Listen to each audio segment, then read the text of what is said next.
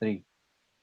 Hi, good evening, everyone. So, we're here for another episode of the Beyond Alpha podcast. And today we are going to talk about how do you stop worrying? So, we have 4 steps to share on how you can stop worrying. Kasi this is becoming for me, it's already a pandemic during the mga panahon ngayon, yung cellphone generation, yung connectivity generation, rampant and napakaraming tao na nagkakaroon ng anxiety ngayon. Okay, so before we start, just want to introduce my partner Brian. Hi, Bri. Okay guys, so start natin. Guys, number 1, bakit ba tayo nag-worry? Number 1, kailangan natin i-clarify yung cause. Clarify the cause. Yun yung number 1 natin. Ano ba talaga yung dahilan bakit tayo nag-aalala? Kasi straight up guys, worrying, walang naitutulong eh. Na-stress ka lang sa ganyan, na-hassle ka lang. Pero wala naman nagiging productive na nagagawa yung pag-worry. So, para matigil natin yung pag-worry, yun nga, step number 1 natin is clarify the cause. Ano ba yung pinoproblema mo? Ano ba, bakit? Usually, we worry kasi pag may gusto tayong result na mangyari or yun, may gusto tayong result or like for example, may importanteng ano tayo, pamilya na nagta-travel. We worry kasi siyempre gusto natin makauwi sila ng safe. So yun yung gusto nating result. Pero we worry dahil there's a possibility na through their travel may mangyaring hindi natin gusto. So ganun, clarifying the cause, yun, i-identify natin and tanggapin natin na yun nga, ito yung dahilan bakit ako nag-worry. So yan yung kailangan nating step number 1 kasi we can't stop worrying kung hindi man lang natin alam kung ano yung dahilan or yung cause ng ating pangamba or yung worry nga natin. Ikaw, Chong, anong take mo dun sa step 1 natin? Okay, first and foremost, before I discuss about yung step one, uh, from my own personal experience, nowadays, there are a lot of people who worry about everything.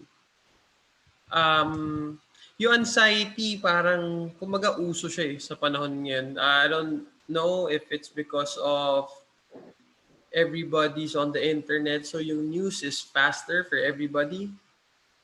So malaking factor yun, I guess. Yung mga Facebook, Instagram, everything it's a factor for anxiety. Okay, so number one is identifying what's worrying you, ano yung issue. Ang sa akin, ito na yung parang pinaka-golden nugget na gusto i-share for this topic or this video is I'm not sure if you guys know the Serenity prayer. Yeah, if you don't know, it goes a little something like this.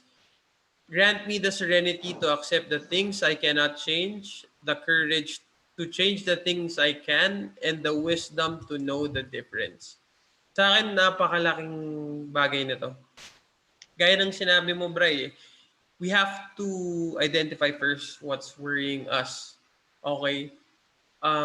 Like for example, yung recent na bagyo, maraming tao dyan na naging anxious. Anxious sila, baka tamaan yung lugar nila. Marami yan, I'm sure. And I know a lot of people na ganyan magre-react dyan. Pero yung serenity prayer, if we use this as a guide, ang pinaka-importante dito is you have to understand which are the things that you can control. Or ano ba yung mga bagay na kumaga nagkukos nito? Tama yung number one natin is what's causing my anxiety, what's causing my worry. Secondly, may control ba ako over it? Yan, importante yan. Kasi isang example ko dito is yung bagyo. Siyempre, everybody's worried. But the problem is, if you dwell on this too much, sa utak mo na, na disaster na lahat. Pero what can we do dito is to prepare. something that's within our control. Pero if the storm is gonna hit us or not, it's out of our control. So we can't keep dwelling on that thought. Alam mo yun, maraming tao kasi na parang dinidrill nila paulit-ulit, nire-replay nila paulit-ulit sa utak nila yung issue. So, agree ako, number one most important thing is what's stressing you out or what's worrying you, then is this something that I can control or is this something out of my control? That's very important. Okay. So, for number two, Bri, ano yung next step na pwede natin gawin? Ayun, before going to number 2, serenity prayer pala tawag doon, pre. So, ako I suggest guys, search nyo na, save nyo as wallpaper and ano. So, every time na nag-worry kayo, balikan nyo yun. Diba? So, yun. For number 2, na-identify na natin yung cause sa number 1. So, step 2 natin guys, list down yung possible solutions or possible things na pwede mong gawin ngayon that would help you towards dun sa gusto mong result or gusto mong maging yun, yung gusto mong maging result nung na gagawin mo. So, identify. Number 1, identify. Number 2, ano yung mga pwede kong gawin? Ano yung mga bagay na may control ako ngayon that would in a way impact yung mga yung dahilan ng worry ko towards the direction na gusto kong puntahan. Yun. So, that's number 2. Actionable steps, guys. Something na concrete. So, for example, exams. May exams ako next week. Nag-worry ako dahil syempre gusto kong pumasa or gusto kong mataas yung maging grade ko. So, what can you do now para prepare, 'di ba? Para mabawasan yung worry mo, you have to prepare.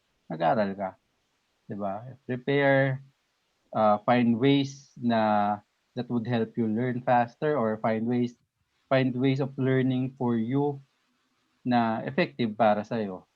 So, ganun eh. Yun yung mga pwede dyan na concrete.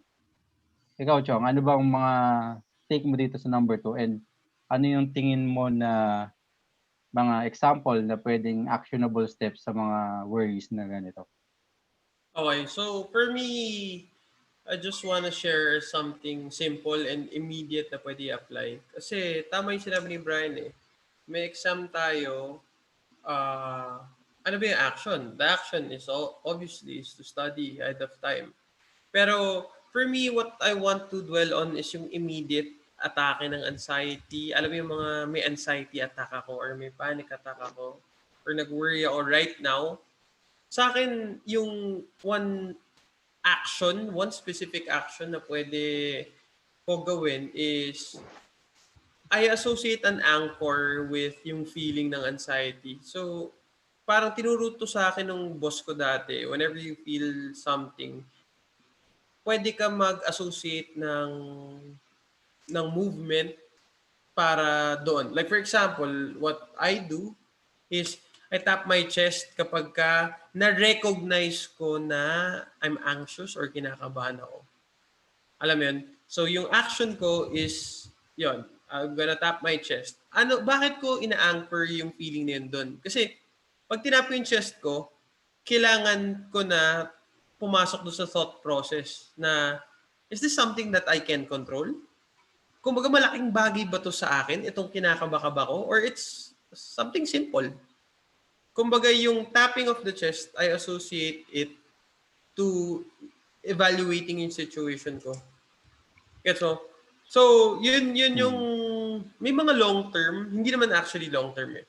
Pero may mga bagay talaga na pwedeng gawin for your goal or to address yung nagpapa-anxious sa'yo.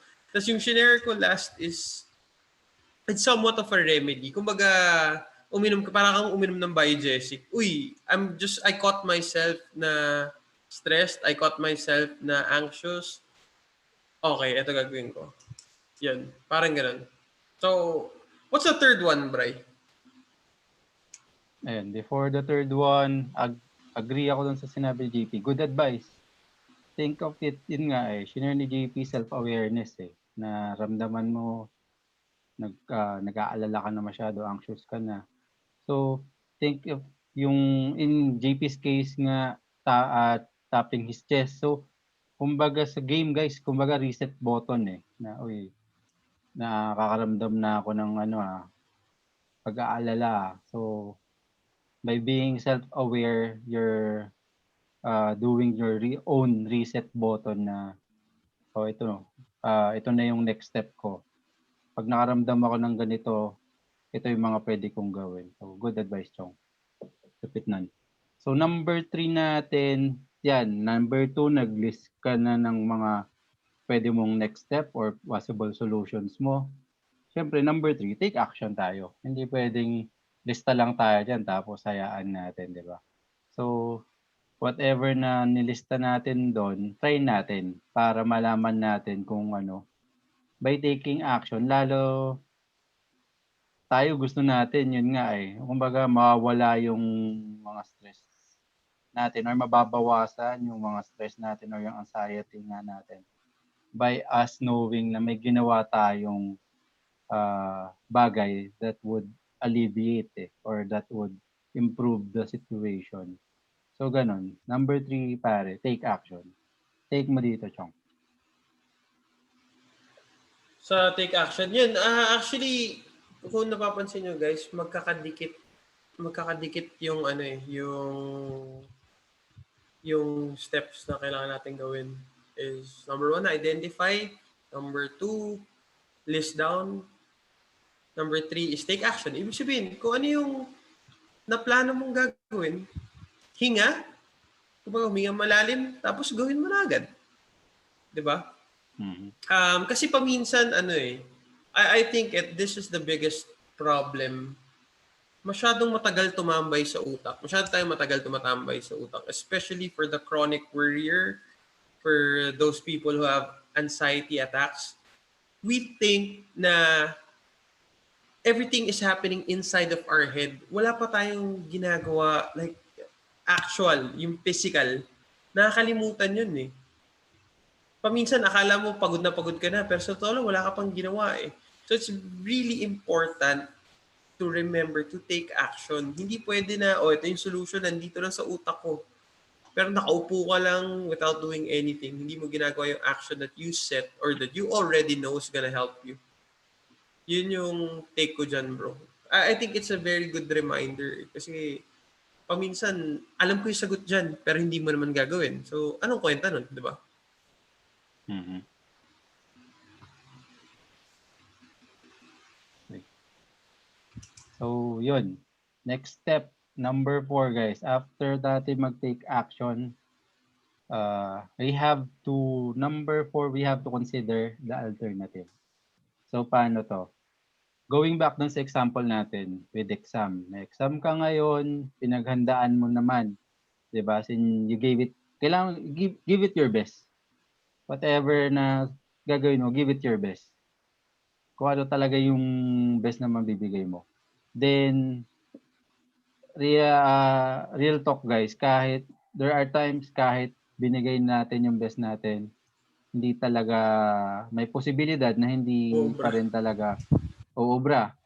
So, by considering the alternative, halimbawa yun nga sa exam, binigay ko yung best ko, tapos talagang, halimbawa, hindi ka nag-follow na instructions, mga ganon, simpleng bagay. So, kahit tama yung mga pinagsasagot mo, tapos hindi, kung halimbawa yung mga ini-encircle yan, di ba? Tapos chinek mo lang, yung mga ganong bagay, yung mga na-miss out mo lang talaga, pero tama naman yung mga sagot mo. So what's the alternative? Halimbawa sumablay yung exam natin. Ano yung pag nangyari yun, ano yung next steps ko? Kung yun yung result na lumabas, ano yung next steps ko? So you have to consider those things. May exam pa bang susunod para makabawi ako? Or ano yung pwede kong gawin? Pag naging yun yung result, pwede kong kausapin tong teacher ko na baka na bigyan ako ng additional work or additional assignments para panghabol or makabawi ako for that exam. Mga ganung bagay. You have to, kumbaga, sa chess guys, may mga advanced steps tayo eh. May mga next, alam na hindi lang yung next move natin yung nakahanda. Nakahanda yung moves after our next. 'Di ba? Kumbaga 5 steps or even more steps ahead tayo. Ganun yung gameplay. Na whatever liko ang mangyari sa buhay natin, meron tayong nakahalatag na mga alternatives and steps na gagawin. Yun yung take ko dyan sa number 4, Chong. Ikaw? Ako, simple lang yung take ko eh. Consider the alternative is ito, whatever's worrying you, bakit di natin isipin yung kabaliktaran? It's just a practice. Let's see kung ano mafe-feel natin sa mangyari. Example, yung recent na bagyo, oh my God, babagyo na naman, ang taas ng baha, madi-disaster na naman yung area.